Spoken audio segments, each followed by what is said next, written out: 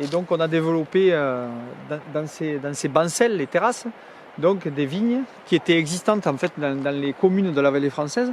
Il y avait quand même carrément 30 hectares par commune en fait déclarés au 19e. Et aujourd'hui je souhaite relancer donc la vinification et la culture de la vigne en Cévennes, avec éventuellement des cépages interdits ou des cépages résistants en fait. Parce qu'on a un versant méditerranéen ici, et on a un potentiel extraordinaire au niveau de la vigne en Cévennes. Et l'idée, comment elle a germé en fait? Vous aviez déjà le raisin dans le sang? Alors, on a les vignes que l'on voit en bas, en fait, là, sont des vignes qui ont à peu près 70-80 ans. Et on les a maintenues donc, en activité.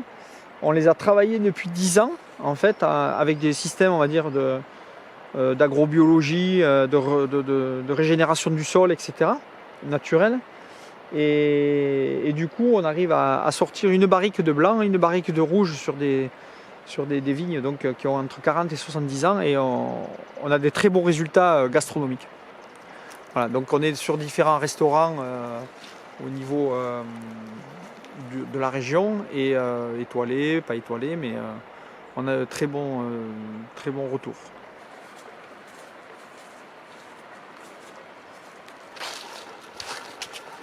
Voilà, en fait, ce qui est compliqué, c'est qu'aujourd'hui, ici, on a une agriculture donc plutôt, on va dire, ovine ou caprine, et on est les premiers en fait à vouloir vivre de la vigne, et donc on se confronte un petit peu à une certaine concurrence agricole, sans vouloir prendre de la place aux autres, c'est pas le sujet, mais en fait on a un territoire qui s'est fermé depuis 100 ans, hein, depuis l'exode rural des guerres et de l'après-guerre et des après-guerres, et donc en fait tout était cultivé aux alentours.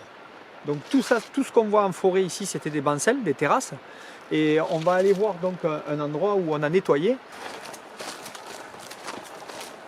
Aujourd'hui donc on va planter donc dans l'espace de 2-3 mois donc cette terre en fait liée au financement participatif de ces cépages résistants.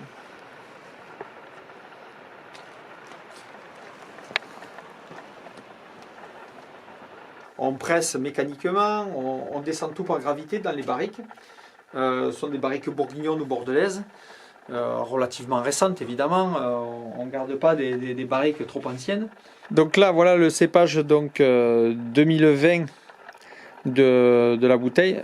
Et donc on est sur du Villars à 90%, et il y a 10% de complantage, donc certainement du Grenache ou de l'Aramon blanc. Et aujourd'hui on travaille donc sans sulfite ou très peu de sulfite. On est aujourd'hui à 20 mg par litre, inférieur à 20 mg par litre de sulfitage. Et le rouge? Et le rouge, on est à moins de 10 mg par litre. Voilà. Et votre objectif en termes de production, ça serait de faire plus de vin, des vins... Enfin... Oui, alors aujourd'hui on travaille en fait sur un demi-hectare, ce qui est vraiment trop faible. Et on a la possibilité de planter, on va dire, autour de notre domaine 1 hectare, et j'ai signé un fermage autour du château de Molezon d'1 hectare. Donc à terme, donc d'ici 2-3 ans, on aura 2 hectares, ce qui devrait normalement nous suffire à équilibrer le budget. Et donc qui vous permettrait de produire à peu près quelle quantité? On est sur une quantité de 30 hecto-hectares. Si on raisonne donc sur 2 hectares, ça ferait 60 hectos, quoi.